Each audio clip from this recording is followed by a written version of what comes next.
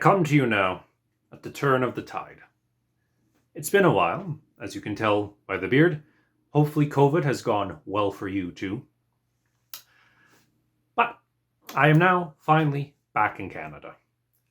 For those unawares, I spent the last year in Austria, where I did my master's thesis successfully completed and defended. This thesis offered a reassessment on the life of Nogai, a commander in the late 13th century Golden Horde, commonly portrayed as an all-powerful kingmaker, appointing and deposing khans at will. That is, in the secondary scholarship. I argued that this depiction is not at all present in the primary sources. But more on that in a bit. Anyways, the thesis was very well received and I won an award for it. But for right now, I am back in the Great White North. I'll be working on PhD applications and continuing some writing projects. Obviously, we have our ongoing work with kings and generals, both in the podcast and some very big video projects upcoming. I will also be writing for Medieval Warfare Magazine and Medievalists.net, obviously on some Mongolian matters. In addition, I will also be attempting to get my thesis actually published into some scholarly journals. Turns out academia doesn't care too much about how many YouTube views you have, so we have to get a couple more publications under our name. But since I'm back here in Canada, I figured might as well get back to the Jackmeister. Get Jack to the Jackmeister? I don't know. I know it's been a bit dead for a while, and I had hoped to put out some stuff while I was in Vienna. But it turns out I greatly overestimated how much time and energy I would have for working on videos while writing a thesis and being in class and doing weekly scripts for kings and generals. And unfortunately, this channel had to be pushed to the wayside. But now, though, we're ready to get back to work.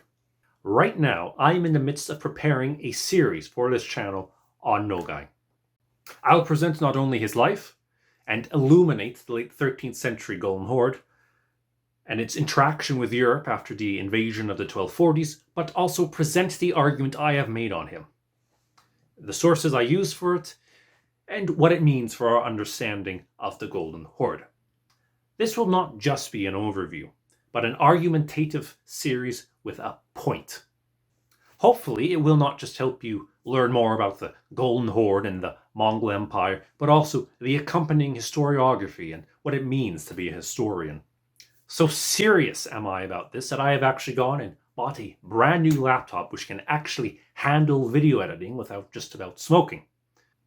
As you can see here, artwork is already underway for the project, which I have started coloring using the computer as well, rather than pencil crayon. Ooh, nice. When I'm filming this, I don't know what's going to be here, so wow. This combination, I hope, should result in a rather quicker schedule for videos than was previously the case. Due in large part because I should not have to do extra research for this, since I've already written 100 pages on the damn thing. Ideally, by the end of the month or start of August 2021, you should expect the first video in this series, and the rest to follow in good order after that. Regardless, you will be seeing much more of me very soon. Consider that a hint or a threat. Till next time then.